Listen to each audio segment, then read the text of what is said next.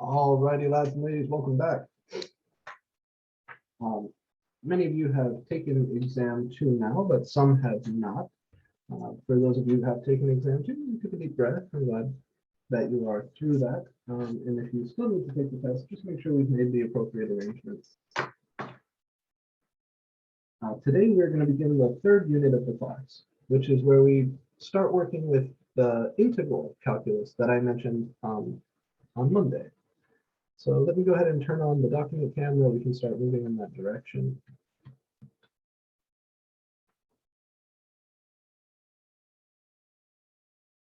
All right. This is MAC2311.0H1, which means that this is Calc 1 Honors. And the date today is the 5th of November, 2021.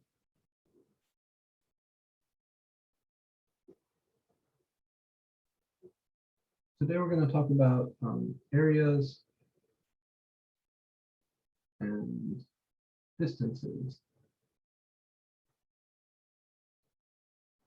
which is section 5.1.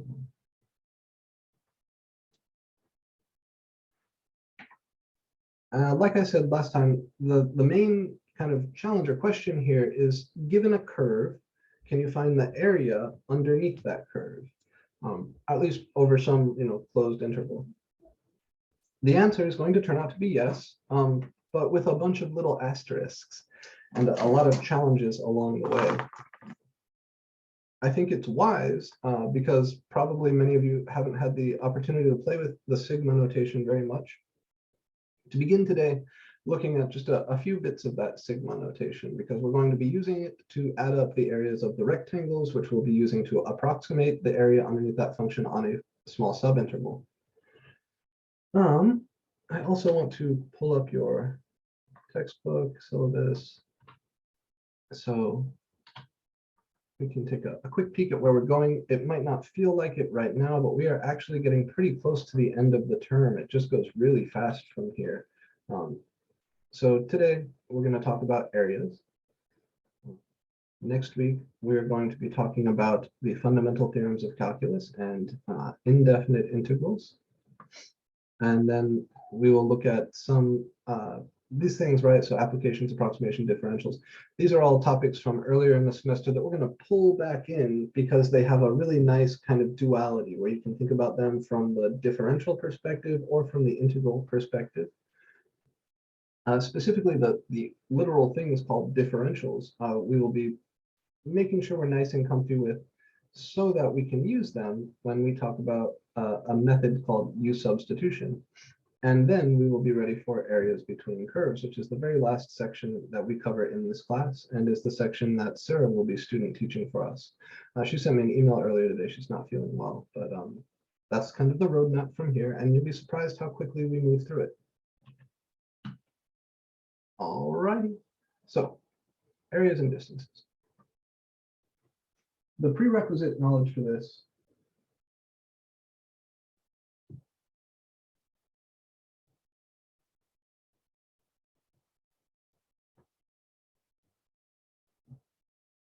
we must be comfy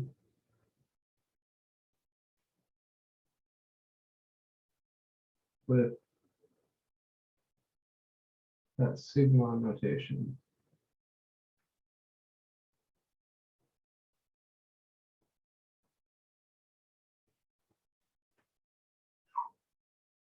So remember the capital Greek letter sigma, this symbol right here, stands for the word sum, S-U-M, meaning to add up, right? Summation, like an addition problem. And the way we interpret it, I would say that sigma from k equals 2 to 5 of something like 1 over k squared. What this means is you're going to add up, that's the sum, sigma, numbers of the form 1 over k squared, where k runs from 2 to 5. So the first term in that sum would be 1 over 2 squared. That's the first number of the form 1 over k squared, where k is between 2 and 5. And then this capital sigma says, add that to the next number of that form, which would be 1 over 3 squared. And then add that to the next number of the form, which would be 1 over 4 squared. And then add that to, we're only going up to 5 here. So you add that to 1 over 5 squared. So in other words, this thing is a shorthand for this thing. And of course, if you wanted to, you could figure out what this is, right? This is 1/4 plus 1/9 plus 1/16 plus 1/25. And you could, if you wanted to, simplify this. I'm not going to. This is a calculus class, not an arithmetic class. And frankly, I don't care what that number is. But I do care that you understand what this is trying to communicate. This is trying to communicate this sum. I just want to look at a couple other examples here to make sure that we're comfy going back and forth from one notation to the other. And then I'm going to give you some very special, particular examples of this that we'll call summation formulas. And those summation formulas will be important today.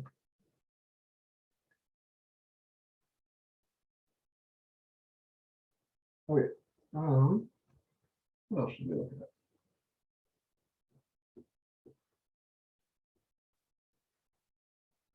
So the variable that's used in the sum, like the k here, that's called the index of summation.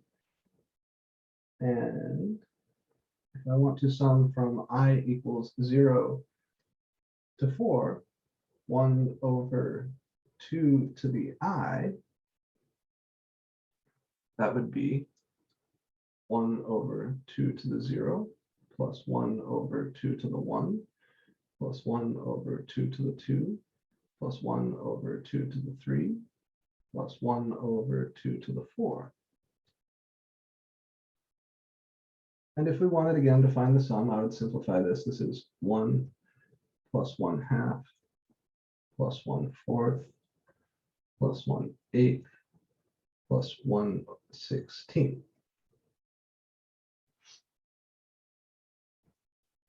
And it's definitely possible to go the other way, where I give you a sum in this form and I ask you to write it in the sigma notation. And when we do that, you're free to choose the index of summation, the variable. So I could say, write the sum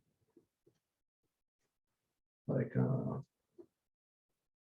1 cubed plus 2 cubed plus 3 cubed plus 4 cubed plus 5 cubed in sigma notation. And you would say 1 cubed plus 2 cubed plus 3 cubed plus 4 cubed plus 5 cubed is equal to sigma. And then you have to choose the index, the variable you want to use. You could use n or I or k or j. Common choices there are letters from the middle of the alphabet and letters that often represent integers. So maybe I'll use n here.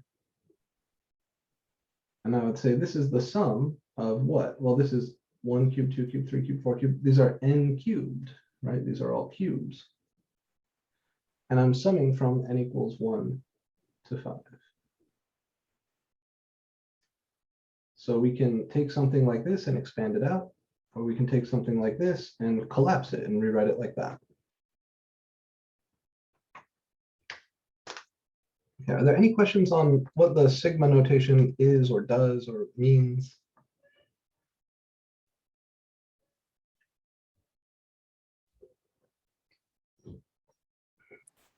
It's a sum of the equation. Yeah, that's correct. We take whatever this expression is and we add it up as the variable here runs over the specified range of values.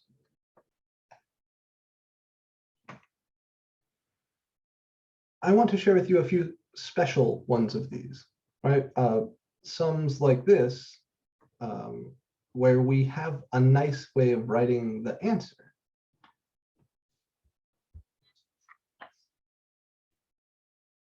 So some special summation formula.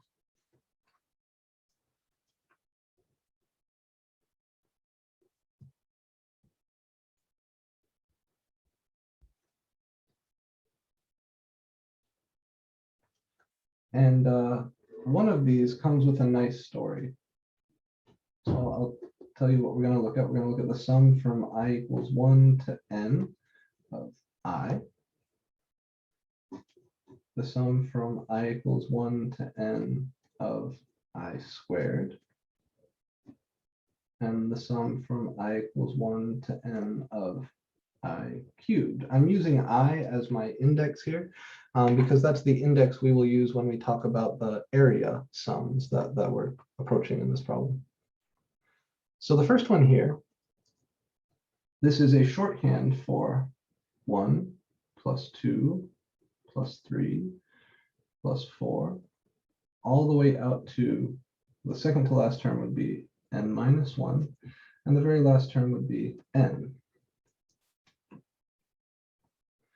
So in other words, this first sum is what you get when you add up the first n numbers. And this is the one that has the cute story. You guys have heard of Carl Friedrich Gauss?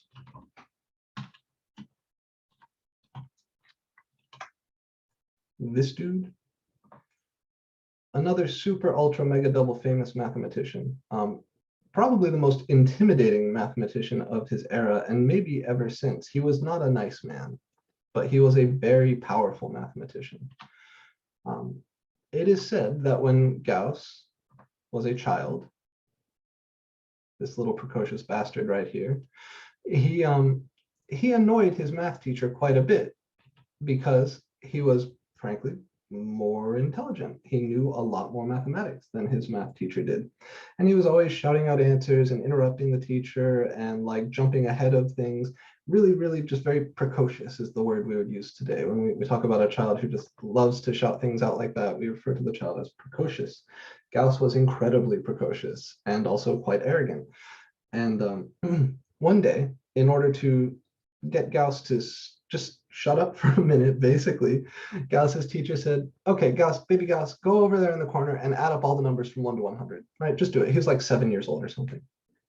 And Gauss comes back in about 10 seconds with the answer and a generalization. He says the answer is 5050, the sum of the first 100 integers, 1 plus 2 plus 3 plus 4 plus 5, all the way up to 100, 5050.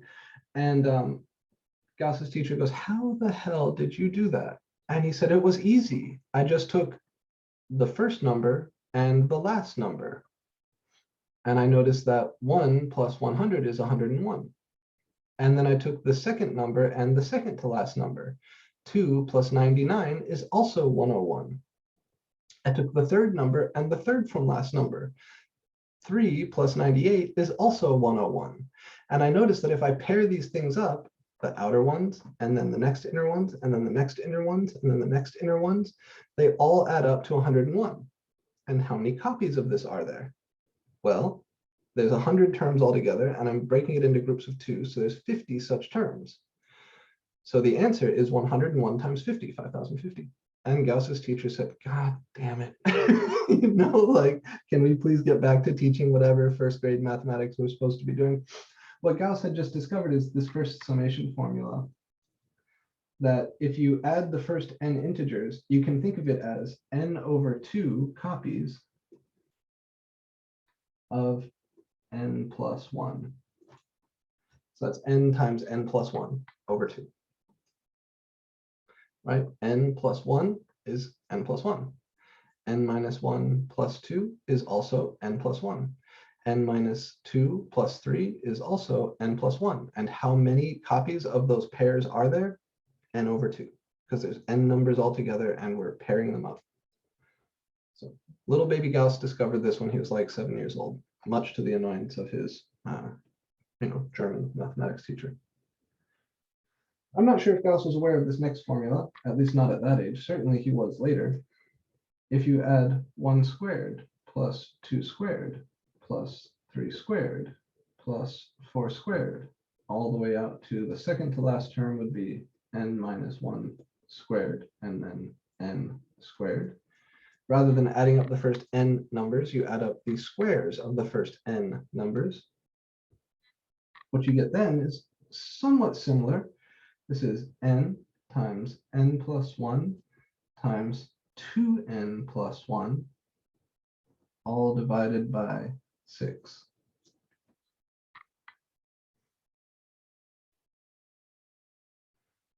And then this last one is my favorite, the sum of the first n cubes. 1 cubed plus 2 cubed plus 3 cubed plus 4 cubed. The second to last term here would be n minus 1 cubed and then n cubed. This turns out to be the square of this. This is n times n plus 1 over 2 all squared. Cool, right? I love the story behind the first one here. Little baby Gauss just sitting there mouthing off to the teacher. I think it's just funny as hell to me. There are geometric proofs of these. I'm not going to prove them. We've really already spoken our way through the proof of this guy. The geometric proofs for the other two are a little bit complicated and they don't really give you any insight. So really for us, these are just formulas, and we're going to use them because in a minute we're going to be taking limits of things like this. We can now begin talking in earnest about the task at hand.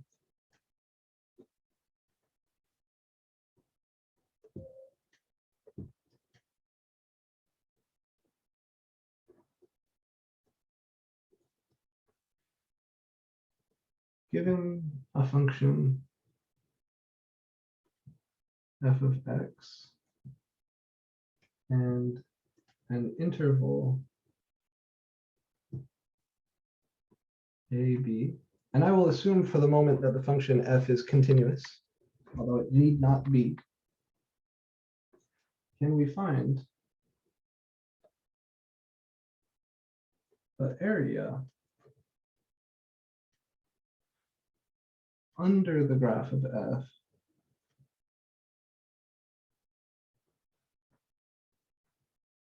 from x equals a to x equals b. All right, that is the goal. So I'm going to draw for you down here sort of general picture. And like I said, I will draw it where f is, or at least appears to be continuous.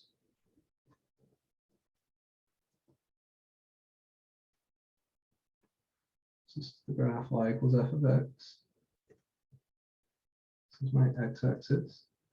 I'll say a is right here and b is right here. We mentioned before that there's kind of two ways to do this, horizontal rectangles or vertical rectangles. And I told you we're going to use vertical rectangles. Even within the vertical rectangle scheme, you actually have a good amount of choice. So to begin with, we chop up the interval AB into a bunch of equal length subintervals.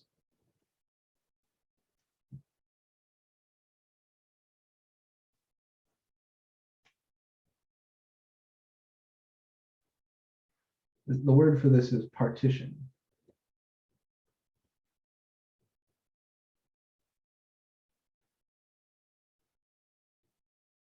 And we partition the interval AB into n equal length subintervals. So from here to here is the first subinterval. From here to here is the second subinterval. Here to here is the third subinterval. And I've got some dot dot dots here because I just want to say like there could be a shitload of them, right?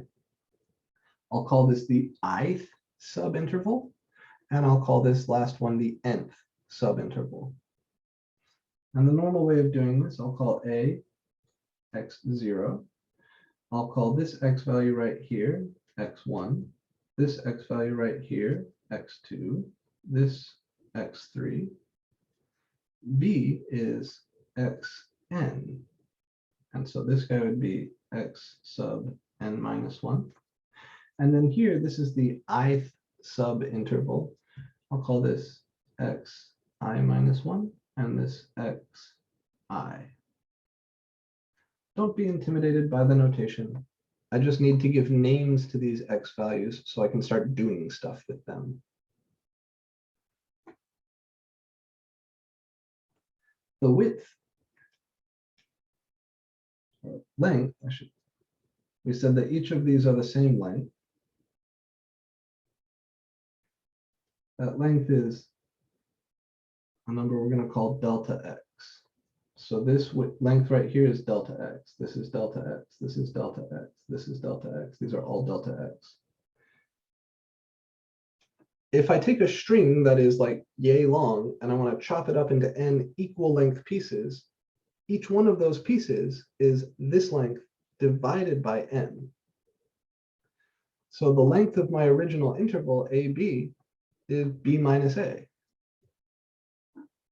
So if I'm going to chop that into n equal length pieces, each one of those pieces has length b minus a over n.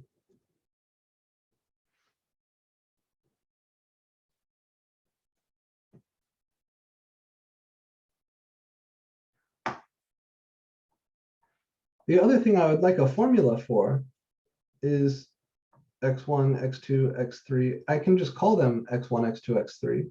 That's fine. But ideally, I would be able to tell you exactly what xi is. And we can.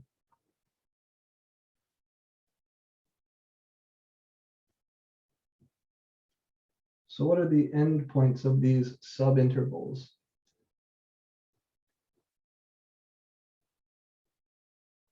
Well, remember, each one of these is equal width. So if I want to get, for example, to x2, I start at a, and I go 1 delta x, 2 delta x over. If I wanted to get to x5 or whatever, somewhere in here, I would start at a, and I would walk 1, 2, 3, 4, 5 copies of delta x to the right. In general, xi is a plus I copies of delta x.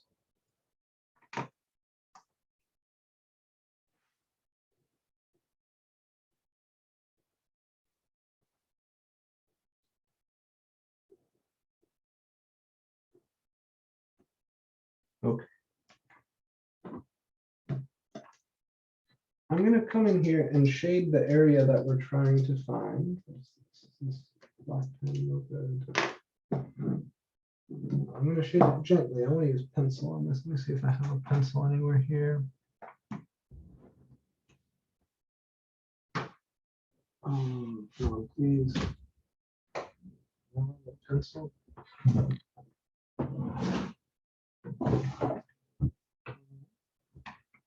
Here we go.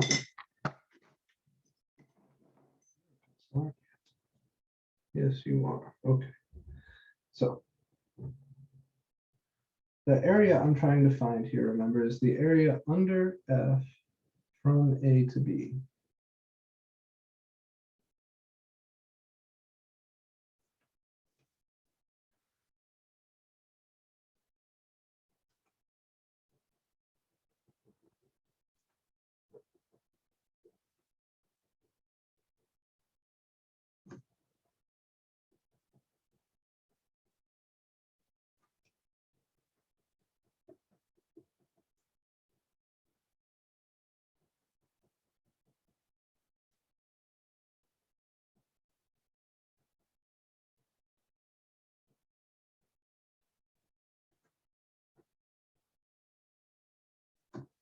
So I want to find this pencil shaded area. That's my goal. But of course, the boundary for the pencil shaded area is all curvy. So I can't use like length times width times height because the height is changing all the time. It's curvy. So remember what we do, we're going to throw some rectangles in here. And I have a bunch of choices as to how I'm going to pick the height of each rectangle. one of the ways to do this, all right, let's think about it in the simplest possible fashion. Say the first rectangle, right? That's the rectangle that's going to come from this subinterval. How tall should it be? Should it be this tall, where the height is coming from the left endpoint? Or should it be this tall, where the height is coming from the right endpoint? You see, I could do either one. The second rectangle, should it be this tall, where the height is coming from the left endpoint? Or should it be this tall, where the height is coming from the right endpoint? Those two different heights, or coming from that decision for even given a particular subinterval, correspond to two different what are called Riemann sums.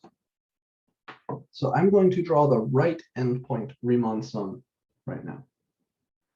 That means that in order to find the height of my very first rectangle, I come up here to my function above the right endpoint, and I let that determine the height.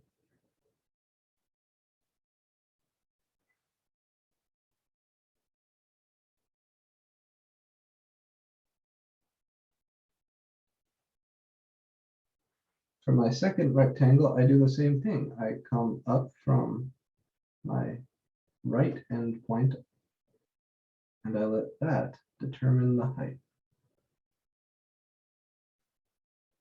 And I continue on like this.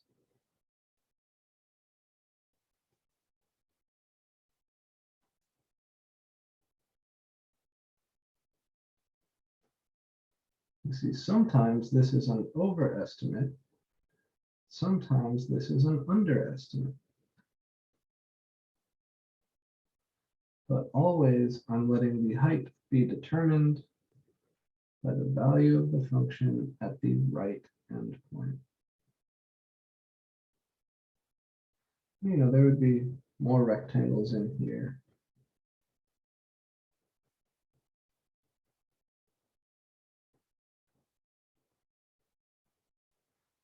So the area of all the blue rectangles, you imagine all this space filled in with rectangles, is going to be pretty close to the area under the graph, pretty close to the pencil area. This first rectangle is a little too small, so are the second and third. This rectangle is a little too big, so is the last one, but they should be pretty close.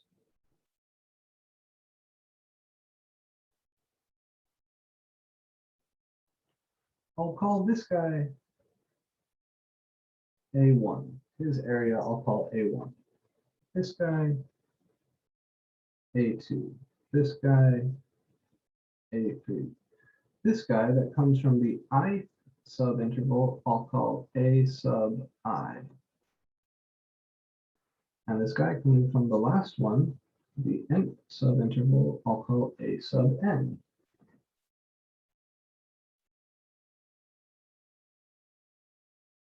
So A1 here is this height times this width. What is the height of A1?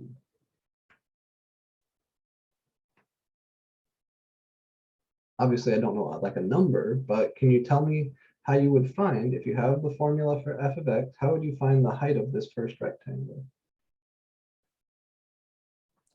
The basic fx, put the x into the fx is the height. Very good. So I take this x value. I want to find the y value on the graph there. Well, that y value is f of that x value. So this would be f of x1, that's the height, times the width. And the width of all of these is delta x, because that's the width of each subinterval.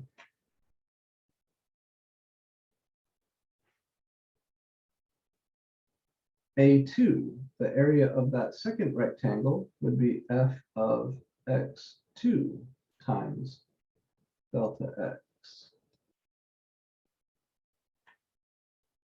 A3,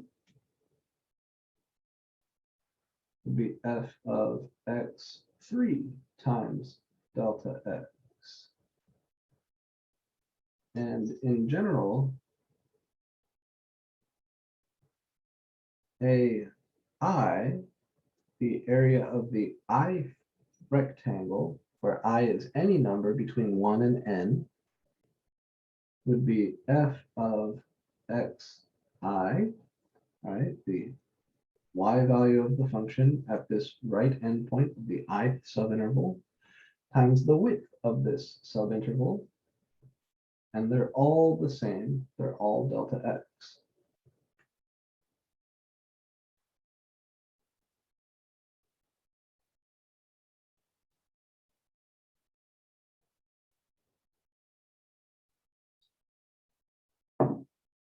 So I want to take a second here, just give you a minute to digest what we're doing.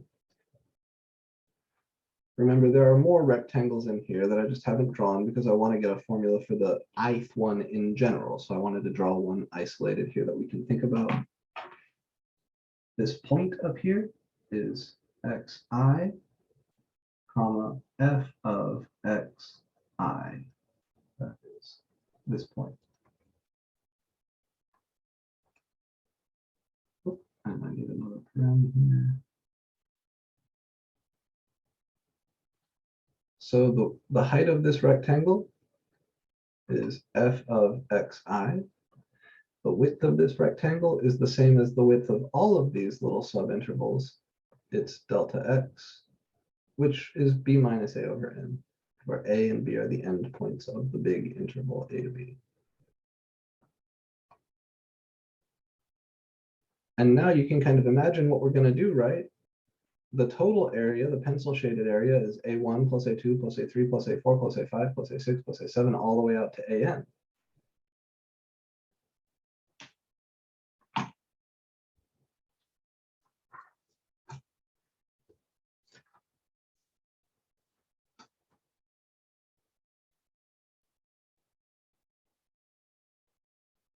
So what we have is this.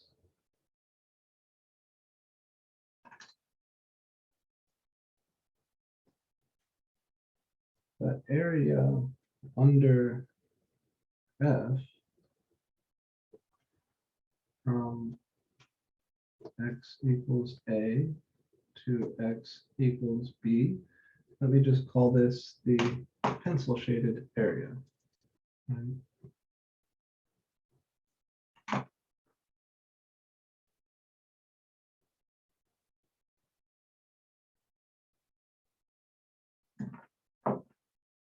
And this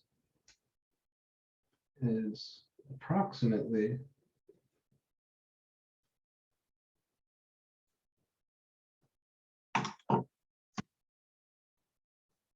a1 plus a2 plus a3 plus all the way out to an. Each one of those a's is the area of one of the rectangles. And if you add up all the area of the rectangles, that should be at least pretty close to the pencil shaded area.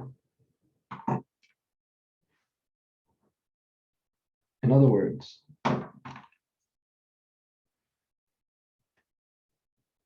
in sigma notation,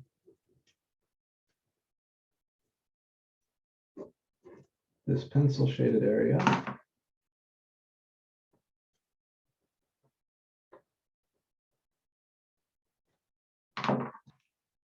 is approximately equal to sigma I from 1 to n of a sub I.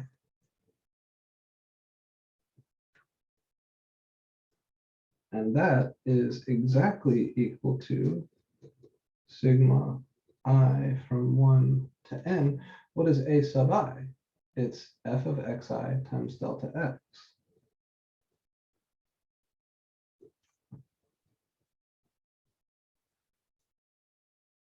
And we call this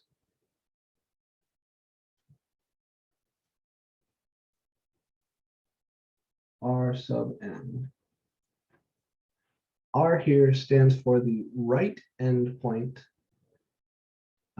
rectangles, right? R for right endpoint Riemann sum for the function f on the interval AB. And if we chose to use left endpoints,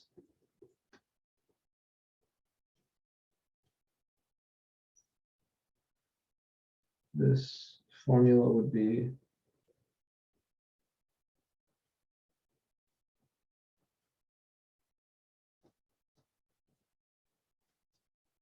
sigma I from 0 to n minus 1 of f of xi times delta x. I just shift the whole thing over to the left by 1. So we start over here, and that first height would be determined by the value of the function at a, and the second one at 1, and so on. And both of these are good tools for approximating the total area underneath this function from a to b.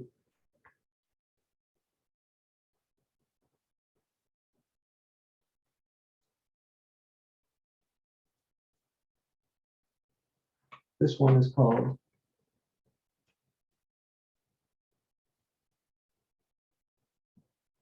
Ln, L for left endpoint. And there's other ways to do this too. I could take the height to come from the middle of each subinterval rather than either endpoint. Or I could take the height, I could use something other than rectangles. I could use trapezoids. I could pick the height differently for each one of the subintervals in a way that kind of helps me minimize the error. There's lots and lots of different schemes here. And when you get to section 7.9 in Calc 2, you will investigate a few different schemes for approximating these integrals as accurately as you can using finite sums like these. All right, so I'm going to just write down some formulas for you. These are Riemann sums.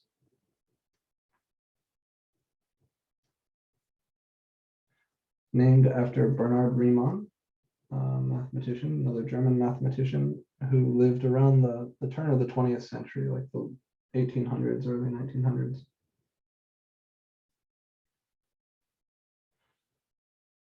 Rn is sigma I from 1 to n f of xi times delta x, and Ln is sigma I from 0 to n minus 1 f of xi times delta x, where xi is a plus I delta x, and delta x is b minus a over n.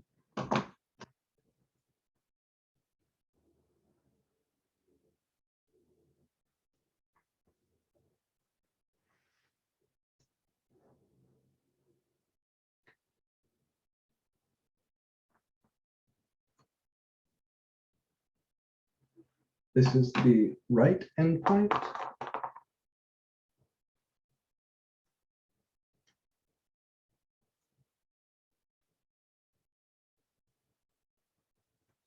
And these are the sum for the left endpoints, hence the names. N is the number of rectangles.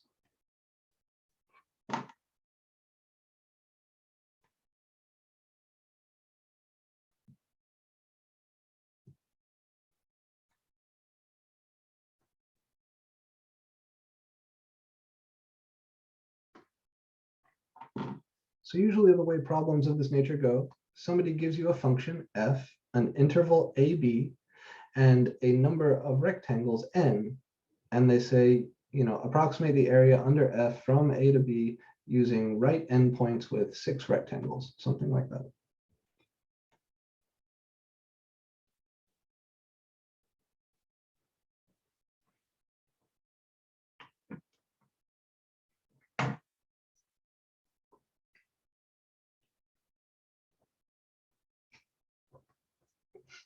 A little later today, I will show you how to find the exact area. You notice that these are shaky equal sign, shaky equal sign. They're approximations. The way you get the exact area is by using more and more and more and more and more rectangles. But before we get into any of that, let's just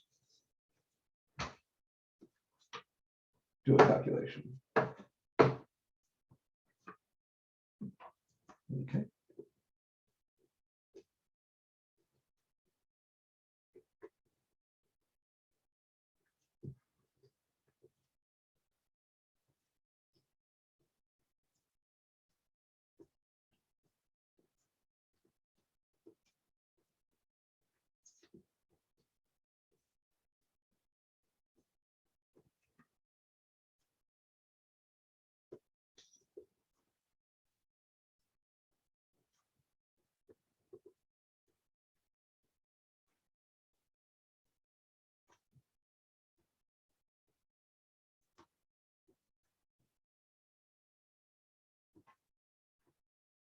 Okay.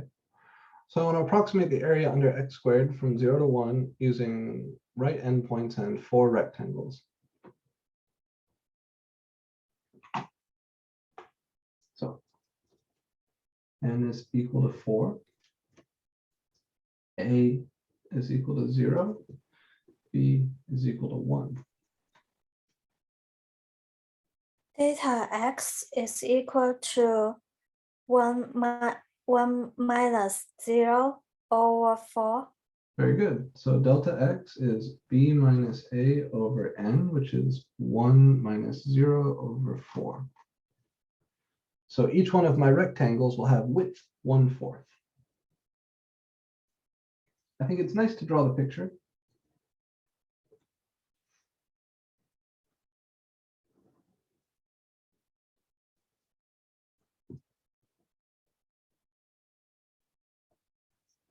So I'll say this is 1 here.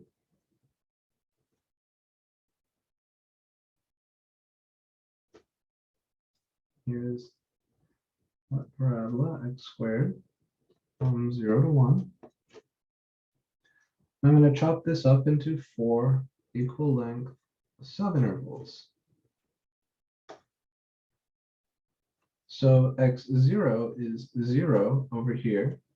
x1 would be 1/4, x2 would be 1/2, and x3 would be 3/4. I like to draw in the rectangles. All right, so here's your first rectangle. Here's your second rectangle. Here's your third rectangle. And here's your fourth rectangle.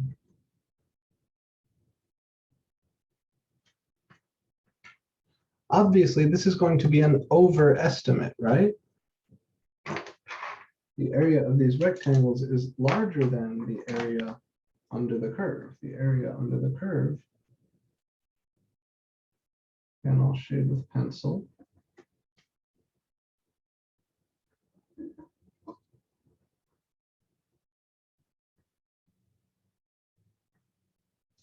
This. So I'm going to get a number here, but it's not correct. It's not exact. It's a pretty rough approximation. But I can find it, and I'd like to show you sort of the notation we use, right? So the thing we're looking for is R4. All right, right endpoints 4 rectangles. And R4 is the sum from I equals 1 to 4 f of xi times delta x. So this is x0, this is x1, this is x2, this is x3, and this is x4.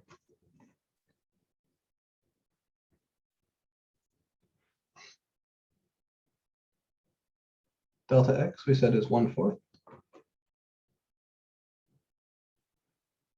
So I'll write one more step here. This is sum I from 1 to 4 f of x I times 1/4. And then on these problems where you're actually given a specific number of rectangles and you want to actually calculate that number, you need to write out the sum. There's no way to do the full computation in sigma notation. So this is f of x1 times 1/4 plus f of x2 times 1/4 plus f of x3 times 1/4 plus f of x4 times 1/4. And the first thing that should jump out at you is that you can factor the 1/4.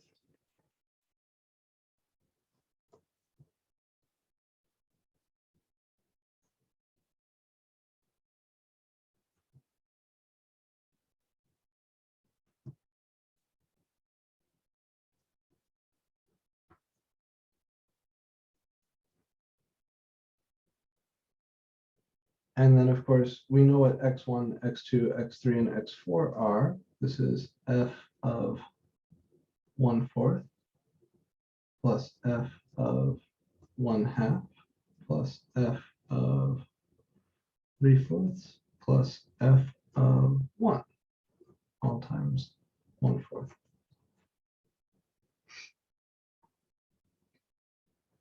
And f of x is x squared, right? So this height right here is 1/4 squared. This is 1/2 squared. This is 3/4 squared, and this is 1 squared. So this is 1/4 squared plus 1/2 squared plus 3/4 squared plus 1 squared, all times 1/4.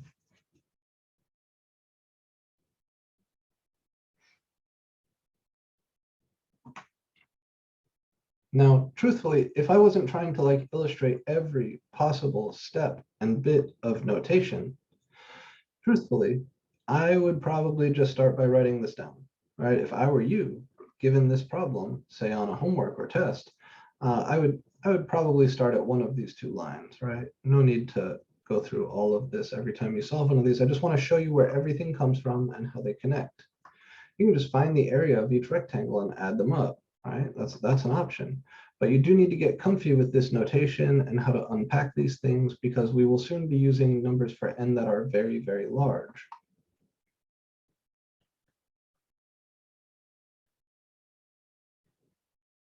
One-fourth squared is 1/16.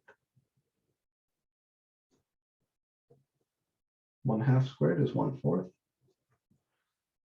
3/4 squared is 9/16, and 1 squared is 1. And if I add these up, the common denominator is going to be 16.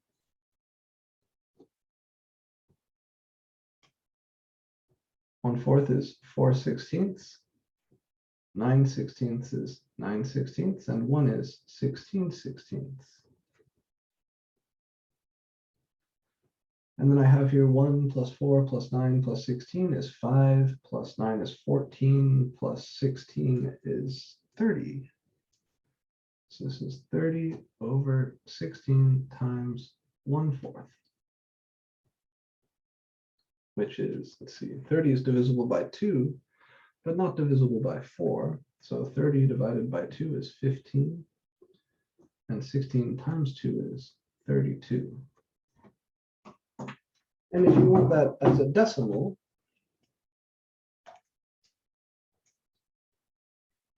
oh, it's exact, let's say 15 or 16? 15, sorry. That's a little bigger than 1/2. Yeah. Oh, why can't I type? Yeah, 0.46875.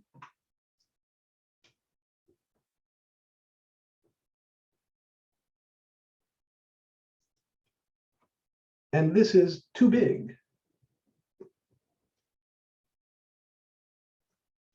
Right, this R4, which is 15/32, which is 0.46875, is too big because the blue rectangles are larger than the pencil shaded area.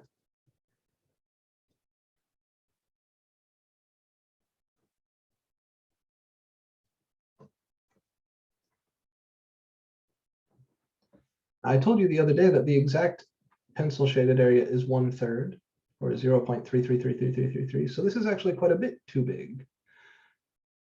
How could I do better?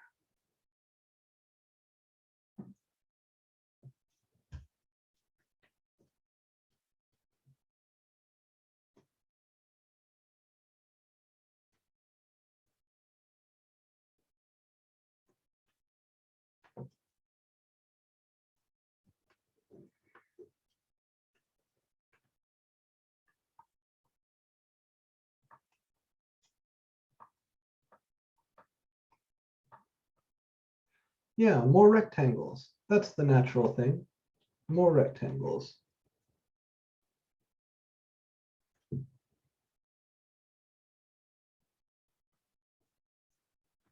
There's another less obvious way I could do better.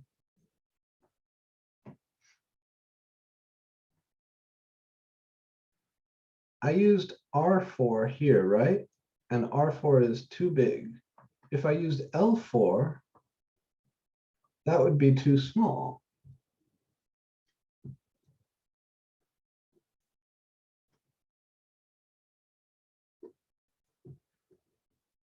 Then average them.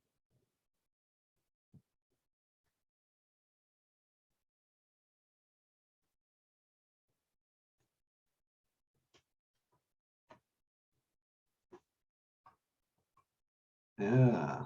So rather than subtracting them, I would average them. And it turns out what that gives you is something called the trapezoid approximation. If you know the formula for the area of a trapezoid, it's connected to the area of two rectangles, right? You kind of treat like this as a rectangle and this as a rectangle, and then average those two. And that will give you the area of the trapezoid you would get by drawing a straight line from this endpoint to this endpoint, from here to here, from here to here, from here to here. Either of those would be good. So historically, what mathematicians actually did was the first thing, more rectangles, just lots and lots and lots and lots and lots more rectangles, eventually infinitely many rectangles, and that will give you your exact area. Really quick, I want to run the calculation with L4, just so we can say we've done a left endpoint Riemann sum, and then we'll take a look at the more rectangles approach.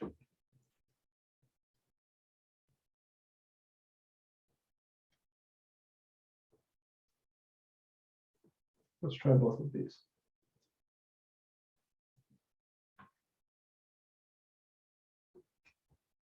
I'm going to do the second thing first, right? I'm going to do the L4 first.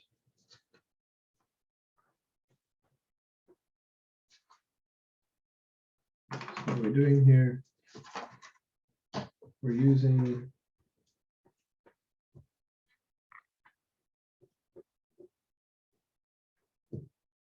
L4 to approximate the area under f of x equals x squared from x equals 0 to x equals 1, and average L4 and R4.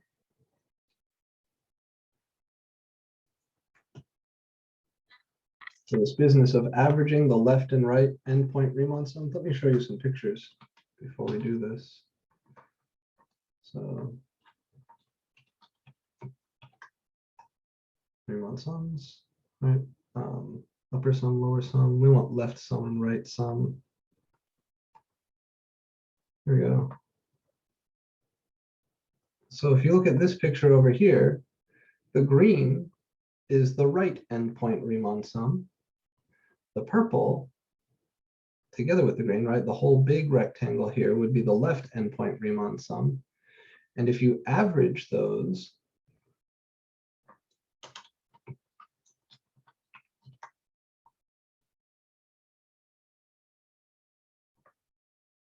Here's the left endpoint sum. Here's the right endpoint sum. Oh, sorry, this is a midpoint sum. This is the right endpoint sum. If you average the left and right sums, you get this thing. And look how close that is, right? Doesn't that look really nice? If you use these trapezoid shapes instead of rectangles, that turns out to be the same thing as averaging the left and the right rectangles. And this trapezoid thing is going to do a way better job. So we'll do all of that. And then I'll show you how to get the exact area. There will be some calculus eventually. So far, no calculus, right? Really just algebra and geometry.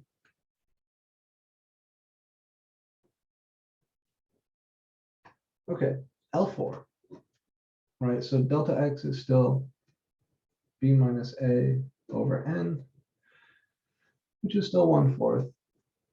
And x0 is 0, x1 is 1, x2 is, sorry, x1 is 1/4, x2 is 1/2, x3 is 3/4. L4 is sigma I from 0 to 3. Remember, from 0 to n minus 1 instead of from 1 to n. F of xi times delta x, which is, I'm just going to write it out and I'll factor the delta x. This is f of x0 plus f of x1 plus f of x2 plus f of x3 all times delta x, which is 1/4. This is delta x factored out. So with the left sum, the common mistake is forgetting how these change. The only thing that changes between the right sum and the left sum is that the left sum goes from 0 to n minus 1, whereas the right sum goes from 1 to n. This is f of 0 plus f of 1/4 plus f of 1/2 plus f of 3/4 all times 1/4,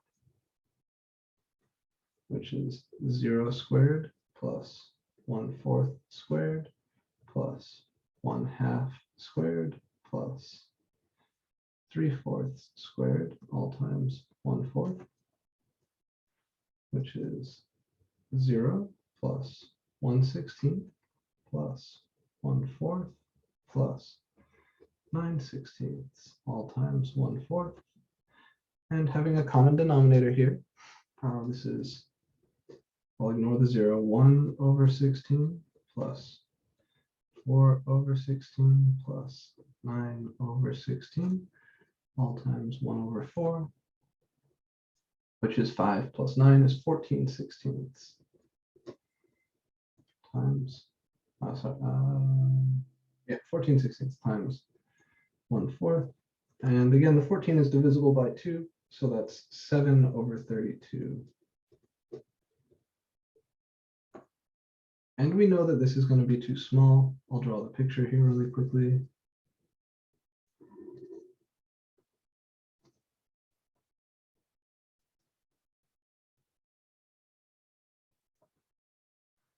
Here is our parabola.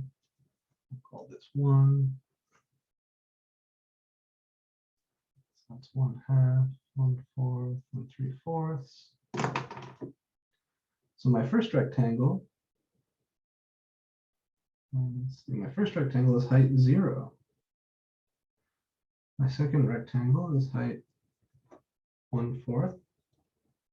My third rectangle is like this, and my fourth rectangle is like this.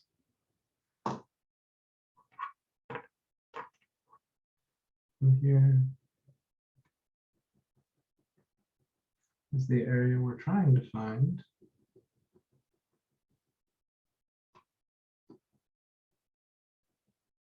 So clearly this is too small.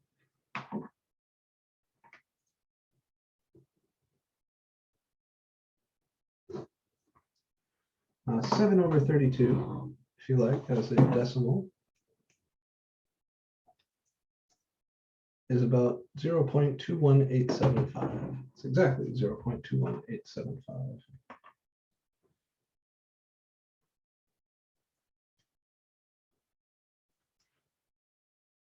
So I know a few things at this point. The exact area is bigger than this and smaller than what we got for R4, which was 15 30-seconds or 0.46875.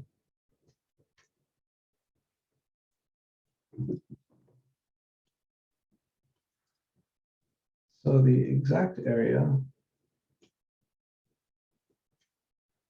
is bigger than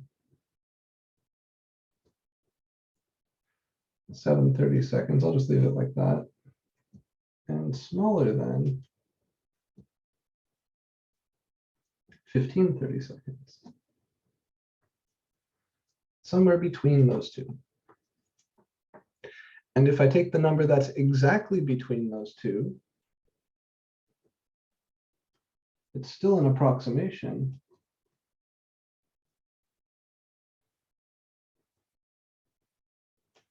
It's the average, right? I know that the exact area is between those two. I don't know if it's exactly between those two, but I know it's somewhere between those two. So the average should be a little bit closer.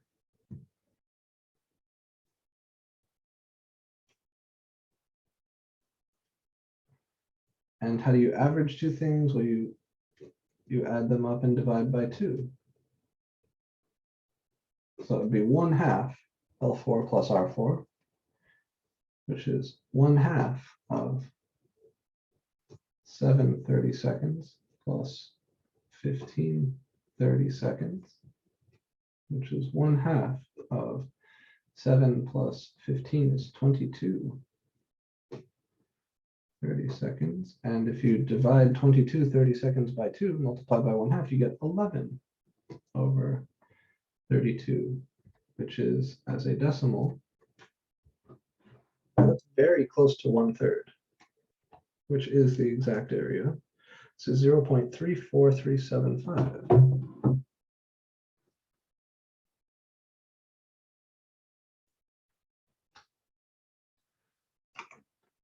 I'll say recall.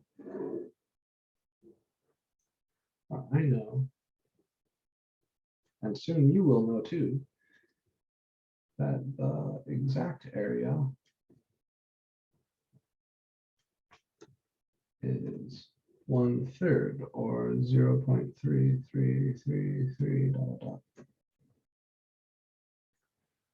So R4 too big, and quite a bit too big, right? Like more than 1/10 too large. And L4 is too small, quite a bit too small, like more than 1/10 too small. Their average is actually really close. It's off by less than 1/100th, which is pretty nice. So the big question now is, how do I find this? And this is where those summation formulas are going to come in handy. This is where we're actually going to use some calculus, namely some limits. And the main idea is the one that was suggested in chat there by Nikita, to use more and more and more rectangles. Before I do that, I'll show you some pictures from chapter 5.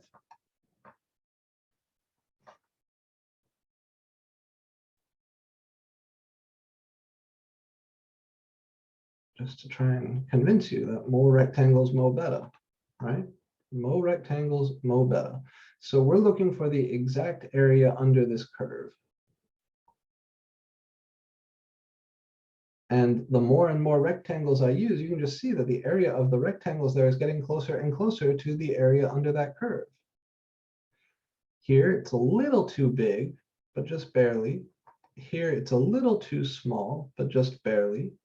And you see the gaps are getting smaller and smaller. in general,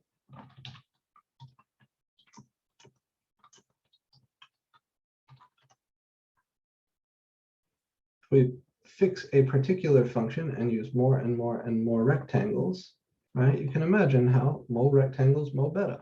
Yeah, this is pretty close to exact. This is pretty close to exact. Now, a fun story. I don't know if this is true. At the outset, say here, I love my mother, but she has a tendency to exaggerate a little bit. But my mom worked in a biology lab back in the 70s, really 70s through 90s. And she said that sometimes when they had to approximate the area under a curve, when they would try to calculate the area under a curve, they'd get a big piece of paper and use a printer to print out the curve. And then they would get a marker and very carefully, one layer, shade in that area. They would weigh the paper before they shaded it and weigh the paper after they shaded it and use that difference, the weight of the ink, to approximate. The mathematics is, I think we'll all agree, a superior approach. But that's not to say it's easy. In general, finding areas under curves is a much harder problem than finding tangent lines. They're kind of two sides of the same coin, and we'll see that when we see the fundamental theorem. But the integral or area problem is harder to solve for a lot of functions than the derivative or tangent line problem. Okay, let's do it. Finding the exact area. So we said mo rectangles, mo beta.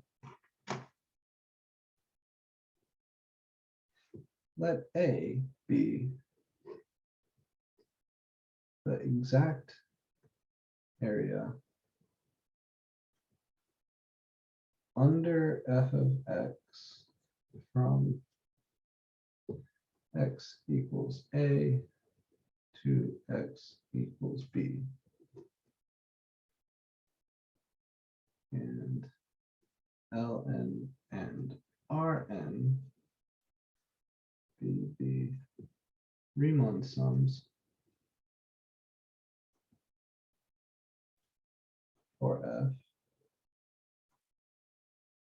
from x equals A to x equals B with n rectangles. The big result is that A is equal to the limit as n goes to infinity of Rn, and that is the same as the limit as n goes to infinity of Ln.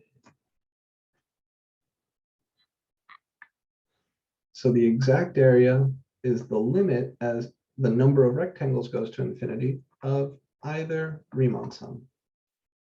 Whether using the left or the right endpoints, like we saw in the book there, really doesn't matter. Right endpoints as n goes to infinity gets really good. Left endpoints as n goes to infinity gets really good. Doesn't matter which one you use. I will use the right endpoint Riemann sum because I like the sum from 1 to n more than the sum from 0 to n minus 1. It's just nicer algebra-wise. So, example.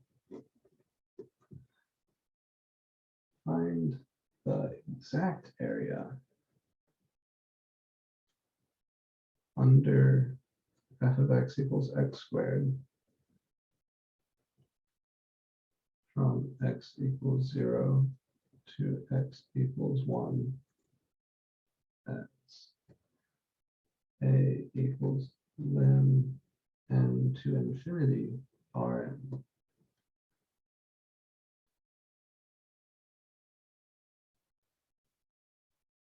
Okay, here we go.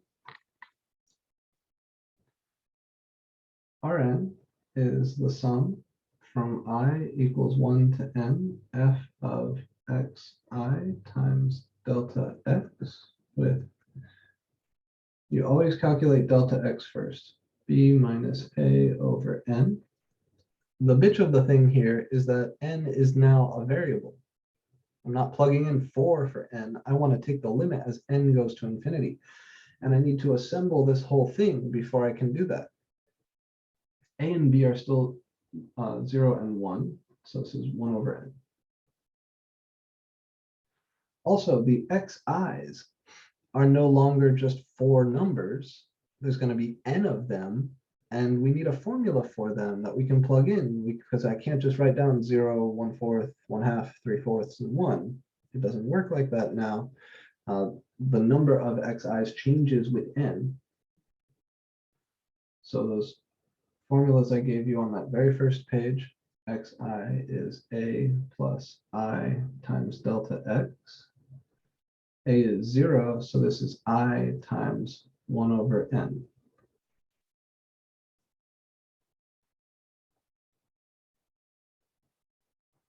So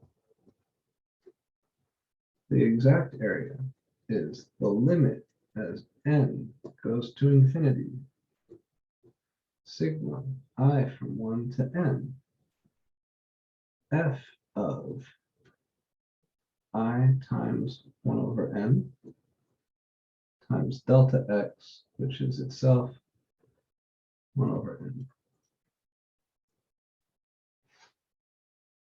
All right, plugging in Rn here. Xi is I times 1 over n, so f of xi is f of I times 1 over n. Delta x is 1 over n, so that's this 1 over n.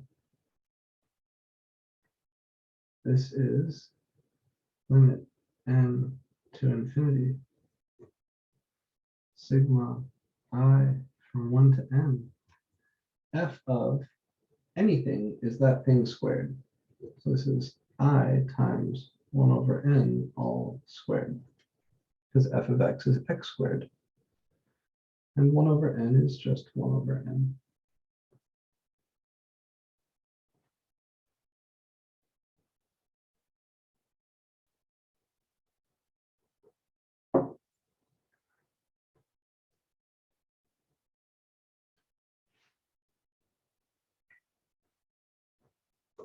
I'm going to try to clean up the sum. So I times 1 over n all squared is I squared times 1 over n squared. And then the 1 over n is still there.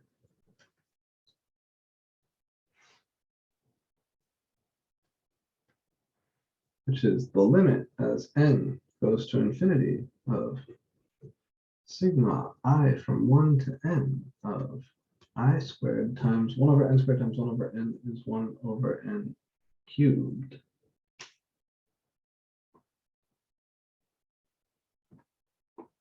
Now the series here, the sum, the sigma, is summing over i's. With respect to that sum, this is a constant. Remember, we said we can factor out the delta x. It's the same sort of thing. So this is going to be limit n to infinity, 1 over n cubed times sigma I from 1 to n of I squared. And here is where we will use that summation formula.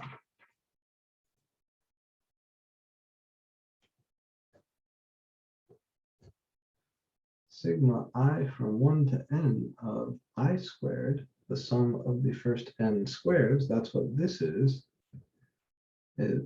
n times n plus 1 times 2n plus 1 over 6. You don't need to memorize this or the other summation formula. If you need them on a test, I will give them to you. But it is healthy to work with them enough that you remember them. So I say don't stress it in the sense that, if you forget it on a test, don't worry, it's going to be there. But you should be familiar with these. So what do I get? I've got limit n to infinity, 1 over n cubed times n plus 1 times 2n plus 1 over 6.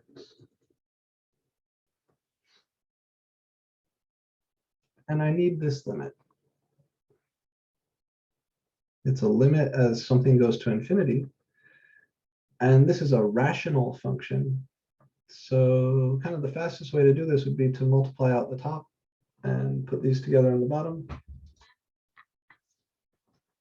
Why do you get 1 over n is equal to 1? I to 2 degree multiple 1 over n cube is it okay? You take it in front. Okay, thanks. No worries. So first we bring this guy out because he doesn't have any eyes in him. He can come out of the sum.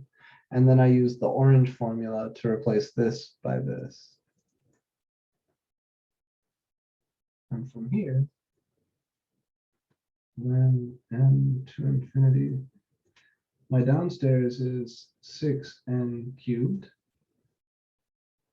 Upstairs here, let me do some calculation off to the side. N times n plus 1 times 2n plus 1 is n squared plus n times 2n plus 1, which is 2n cubed plus n squared plus 2n squared is plus 3n squared. What else?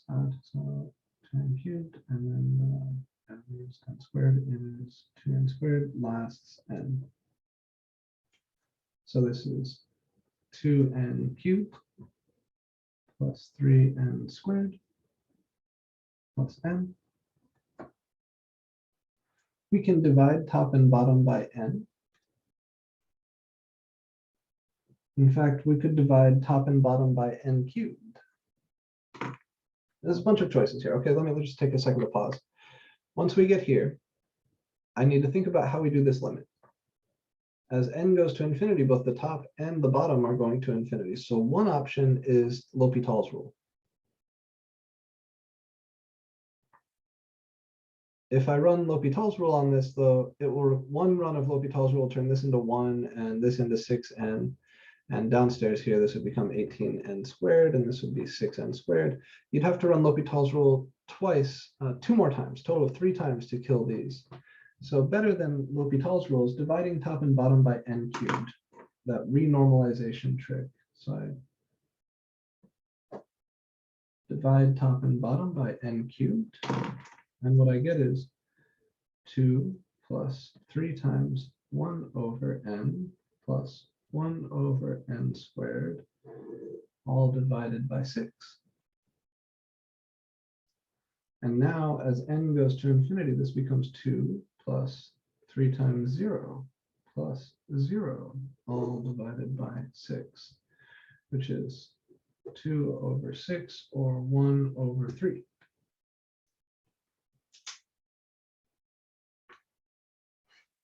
All right. Yeah, we'll wrap up here, right? So this is the exact area under x squared from 0 to 1. That exact area is 1/3. We've seen how to approximate using left and right endpoints, how to improve that approximation by averaging the left and right endpoint sums. Next time, I'm going to show you some more calculations like these with exact areas. I'll show you some more calculations with finite number of rectangles. And then we're going to start to talk about some applications, how you can think of these as giving you distances in those physics problems where you've got position, velocity, and acceleration. In addition to that, we'll introduce some notation. So the notation for the exact area, it's a special symbol. It's called an integral. We will introduce that, and then we'll continue moving through chapter 5. Alrighty, gang, I'll leave it here for today. Can I talk to you for just a second? Yeah, sure. With regards to the last test, I managed my time poorly. And as a result, I did not finish some questions. So with regards to that, as that fundamental mismanagement of time happened because I didn't know specifically how to do a very specific form of optimization, the units that you gave out, like giving out specific, like that will be focused, the test will focus on like this, like 3.5, 3.9, that kind of stuff was very useful for studying. And I was wondering if I could get that earlier. Oh, Yeah, I could do something like that. Send me an email. Send me an email or Canvas message reminding me you want that for exam 3. And I could put together a list like that for you. By I actually Monday. think I sent that on Wednesday, but Okay, cool. Yeah, Yep. I'm definitely still sifting through emails. It's a busy week, but once I get to it, I will reply, and I'd be happy to provide that to all you guys as soon as I can here, probably by Monday. Yep. Alrighty, gang. I'll see you then. Have a good weekend. I have a question Yes. for you. Just show the paper. Yeah. Why did you multiples 1/n to cube 1/n cube up and down both sides? So this is a trick for limits at infinity. The top here and the bottom here are both going to infinity. So one option, because this looks like infinity over infinity, I could use L'Hopital's rule. But L'Hopital's rule is going to take a while. I would have to actually use L'Hopital's rule 2 or 3 times to get my limit out. But this trick where you divide the top and divide the bottom by the largest power of n is a nice way to kind of reshape this function. What I want to do is rewrite it so that the top is a constant plus some things that go to 0. So if I want to make this term a constant, I need to divide everything by n cubed. And if I want to make this term a constant, I need to divide everything by n cubed. So it's just an algebra trick that's really helpful for limits at infinity. We call this renormalization or renormalizing, where you divide top and bottom by the largest power.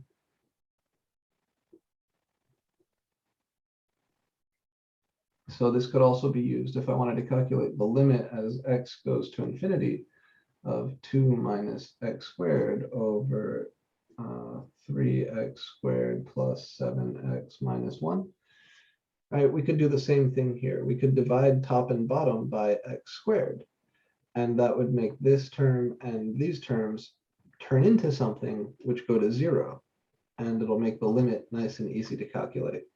So if you're looking at a limit of a rational function, like polynomial over polynomial, and both the top and bottom are going to infinity, try dividing top and bottom by whatever the largest power is. So here the largest power was n cubed.